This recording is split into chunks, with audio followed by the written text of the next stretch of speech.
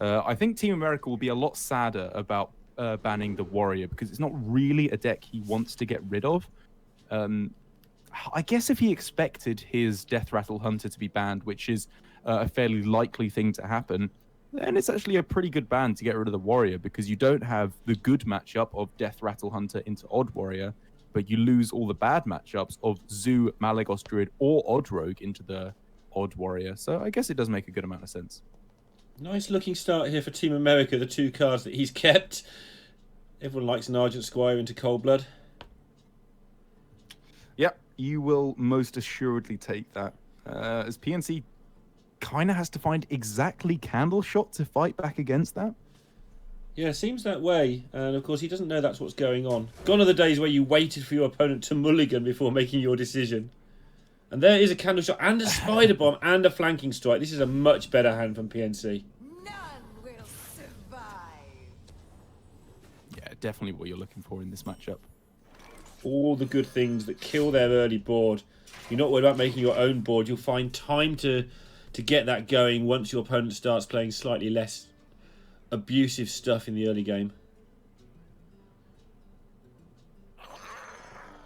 Candle Shot, of course, changing Team America's play now. As the Argent Squire will just go down in 2 turns. Now the Mole will survive unless there is a Hunter's Mark. Yeah, and it's, you know, very heads-up play from Team America, realizing that in this instance... okay, I shouldn't say it's such a good play. Not over-dramatic, possibility for improvements. It's the right play. Obviously, Daimel has 3 health in this scenario. Argent Squire has effectively 2. It's just the better way to sequence your threats. It's not too flashy of a play, but just correct. Okay, getting that damage nice and early. And PNC, however, going to be able to deal with pretty much everything really quickly here. And this trade, or this attack, sorry, is actually somewhat more difficult to decide which is the correct one. There's definitely merits to attacking into either the Mole or the Argent Squire. Yeah, obviously you can kill the Squire if there's a 3rd minion appears next board, and then trade into the big Mole and see what you kill. But this way around, you can trade into the Mole and take your chance with the next minion. Remember, you have Flanking Strike next turn to deal with basically anything else. That's true. That is true. Except for, as we can see, potentially a Blood Knight on this turn. Yeah, and that's quite the punish.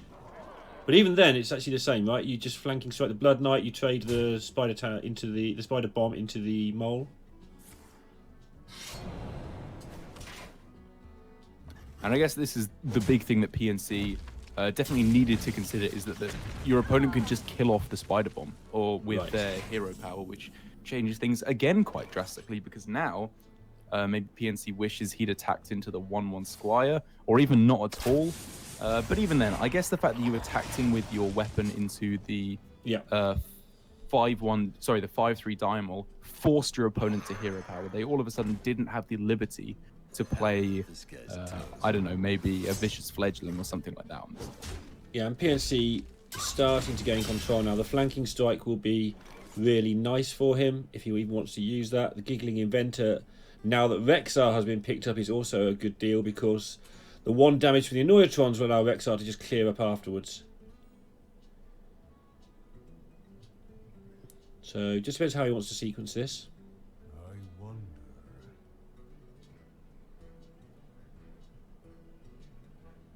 Feels like the Giggling Inventor actually works well here. Problem with the Rexar cleanup is it doesn't actually do anything to the board on the turn it's played, apart from obviously it kill the opposing stuff. But it doesn't give you anything to play.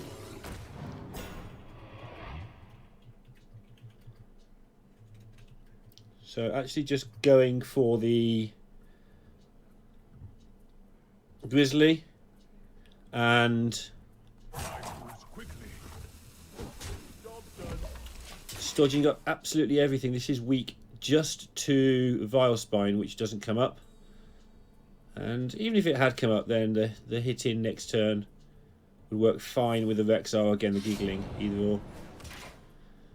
But nothing here is going to punish this. It's going to be a full board clear and allow PNC to start getting control with his Giggling Inventor.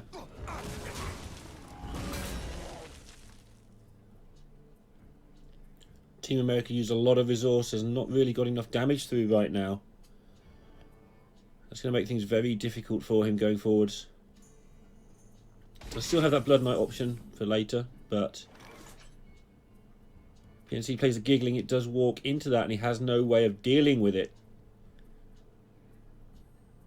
So, going to be interested to see how he goes about this. He can continue to play reactively just by playing Rexar, even though it doesn't do any damage to any of the minions currently. He'd rather not do that, though. If he can navigate the Blood Knight, he basically wins this game.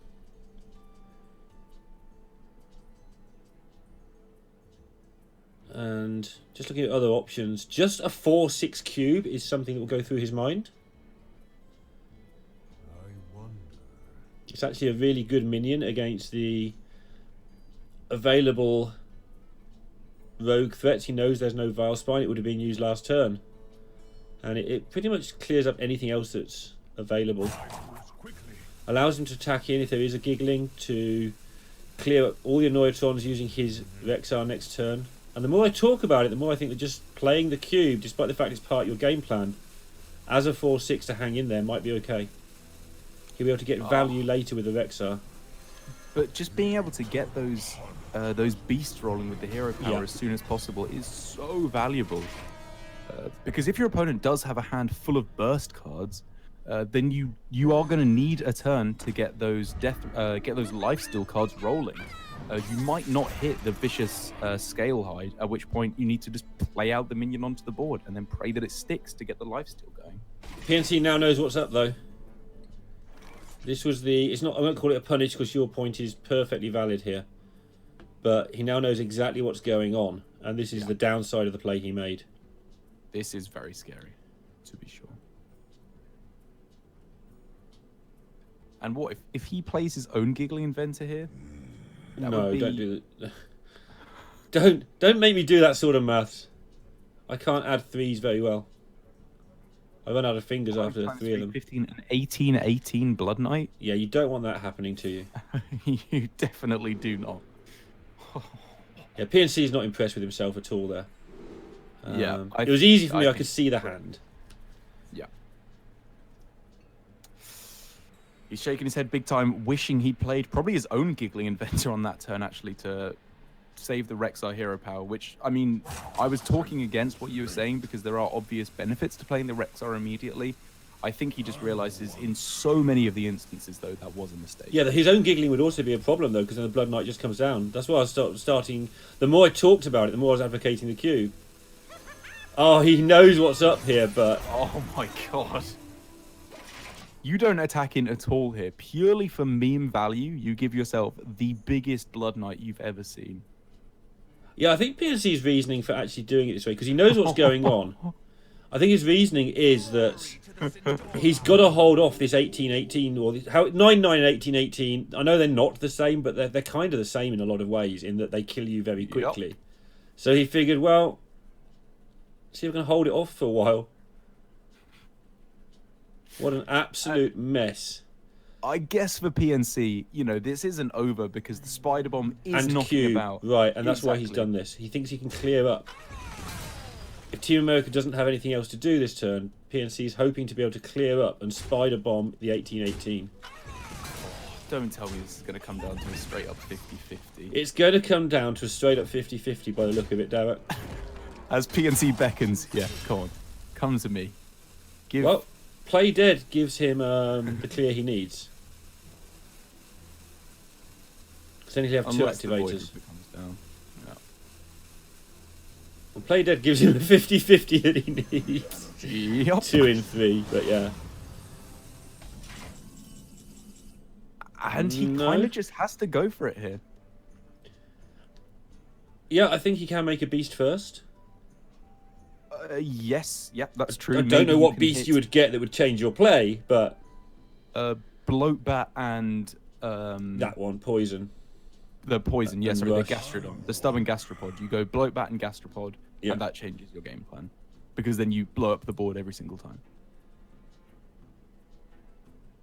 Because I don't believe that Team America is playing Silence in his Odd Rogue.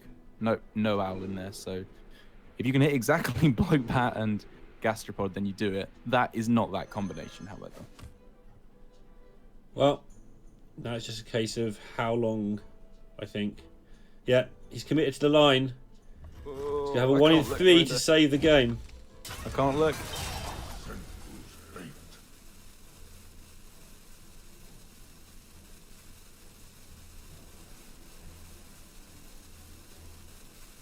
He's waiting for the rope to go for maximum effect. They're both at it. Clapping his hands together. He hits. He's 1 in 3 himself out of I don't know if it was a mistake, but certainly an oversight. Yeah, and PNC just knows that he dodged a bullet there. That was not supposed to be a recoverable situation for him. And now from going from a point where he was miles ahead, yeah, now he's just won the game. Winning this game.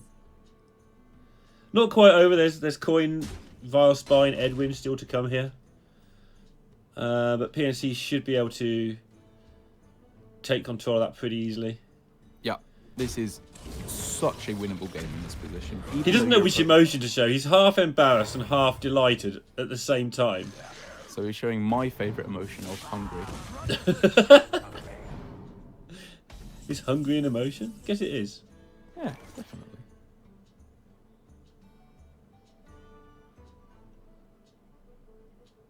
But again, so many good options here off of the Rexar hero power.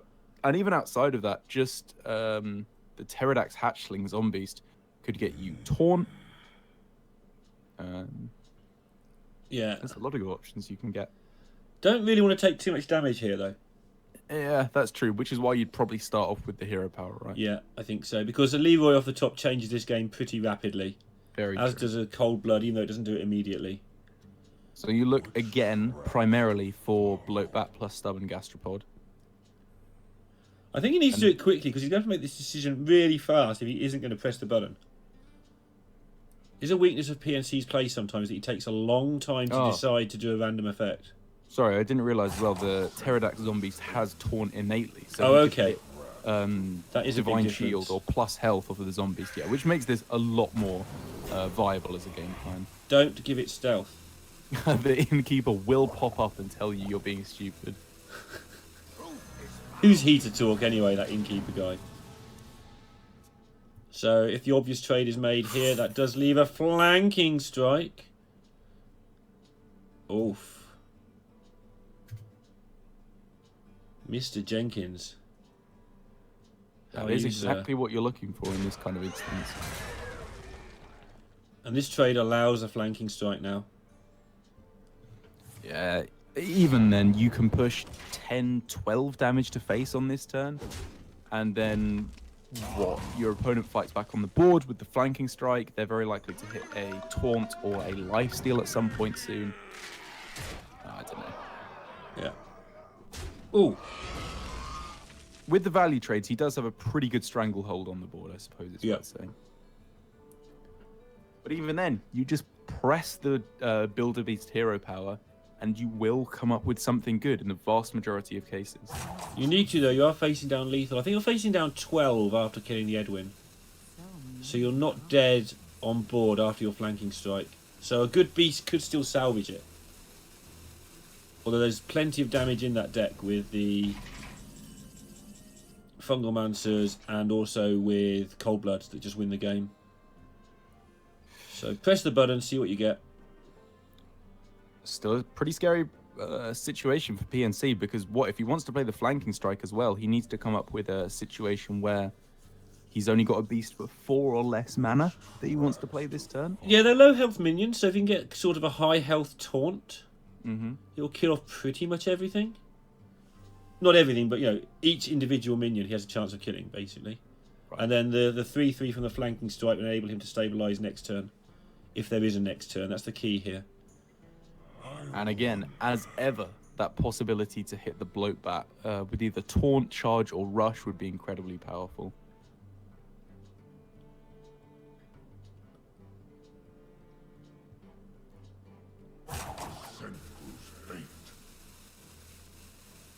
Okay. Super slow though. Wondering if he can get away with just not building a beast for this turn, tanking the 11 damage that he will. 1 damage off lethal. Yeah, there's Cold Blood outs, there's Fungal Mancer outs here.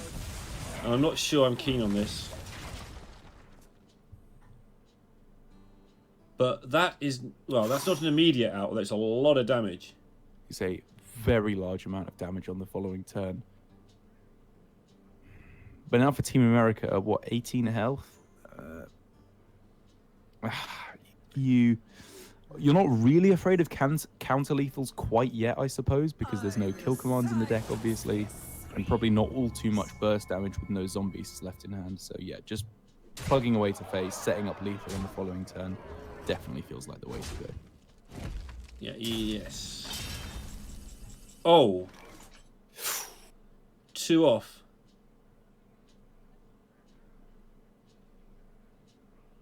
And importantly, is a full clear if he wants it. Ah. It's a full clear that does it set up lethal? Not quite, but very nearly. Now he's got a decision to make.